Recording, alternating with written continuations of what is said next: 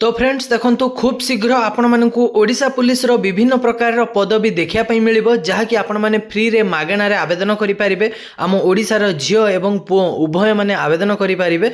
तो देखो आपंकर टोटाल 3099 गोटी पदवी रोचे जहाँकि ओएसीपी आईआरबी रे केवल पुओ पिला माने आवेदन करेंगे। 1513 पदवी रहिबो। सब इन्स्पेक्टर रहिबो 609 पदवी। यह 609 नुहे पाखापाखि 700 पदवी आसीबो। एथिरे झील पुओ उभय आवेदन करेंगे। एसआई आर्म रे मध्य 95 पदवी रहिबो झील पुओ दी जनक पई।